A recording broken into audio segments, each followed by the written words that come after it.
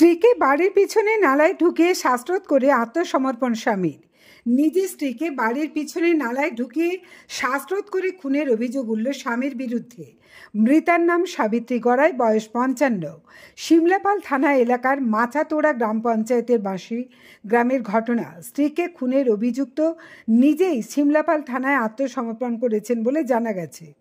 মৃতের পরিবার সূত্রে খবর, অভিযুক্ত পেশায় কৃষক সাধন গড়াইয়ের সঙ্গে তার স্ত্রী সাবিত্রী গড়াইয়ের প্রায়শই ঝামেলা হতো। গত কয়েক মাস যাবৎ সেসব বন্ধ ছিল। এরই মধ্যে বুধবার রাতে সাধন গড়াই স্ত্রী সাবিত্রীকে বাড়ির পিছনে নিয়ে গিয়ে নালায় ঢুকিয়ে খুন করে শিমলাপাল থানায় আত্মসমর্পণ করেন। এই ঘটনায় ওই এলাকায় ব্যাপক চাঞ্চল্য ছড়িয়েছে। অভিযুক্তের ছেলে শ্রীজীব গড়াইয়ের দাবি, সম্পূর্ণ বিষয়টি তার অজান্তেই হয়েছে। স্থানীয় এক সিভিক ভলেন্টিয়ারের কাছ থেকে ফোনে তিনি বিষয়টি প্রথমে জানতে পারেন। তবে এই ঘটনায় যুক্ত বাবার দৃষ্টান্তমূলক শাস্তির দাবি জানাচ্ছেন বলেও জানা গেছে। পরে পুলিশের পক্ষ থেকে ঘটনা তদন্তের পাশাপাশি অভিযুক্তকে আটক এবং মৃতদেহটি উদ্ধার করে ময়না তদন্তের জন্য বাঁকুড়া সম্মেলনী মেডিকেল কলেজ হাসপাতালে পাঠানো হয়েছে বলে জানা গেছে। বাঁকুড়া থেকে দেবনাথ মোদকের রিপোর্ট, আরামবাগ টাইমস।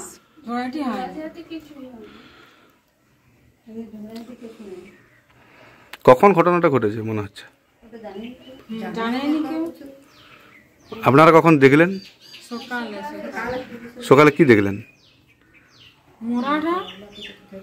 মানে কিভাবে মরেছে কিছু বুঝতে পারেননি? না না, মানে কিভাবে মেরেছে সেও বুঝতে পারেনি।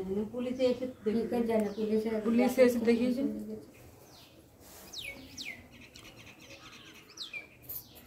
যিনি মারা গেছেন ওনার বয়স কত হবে? বয়স কত হবে?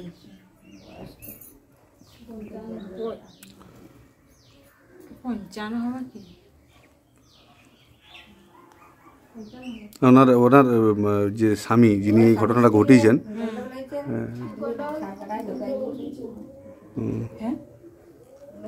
কি নাম বলি আপনার? আপনার? হ্যাঁ,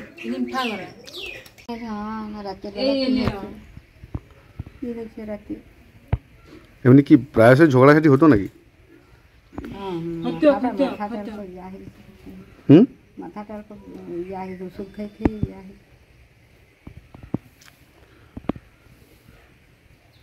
কি সকালবেলায় আপনারা শুনলেন নাকি? এখন আসছি, আমি শুনি, আমি আপনার কি হয় যে মারা গেছে? ভাইয়ের বউ।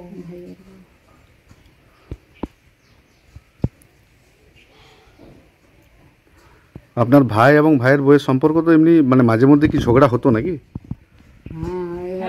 আগে হইতো সে মেলে তো এমনি ঝগড়া হইতো, দিয়ে খাওয়া দাওয়া সব হয়তো ঠিক থাকতো,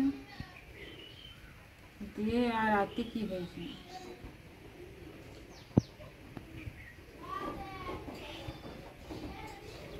আপনি কি হন? আপনার উজ্জ্বল ভবিষ্যতের একমাত্র দিশারি, জ্যোতিষ জগতে অদ্বিতীয় ডক্টর অঞ্জন শাস্ত্রী। দেখুন জ্যোতিষ অঙ্গনে অঞ্জন প্রতি রবিবার ঠিক রাত 12টায় শুধুমাত্র TV9 বাংলায়।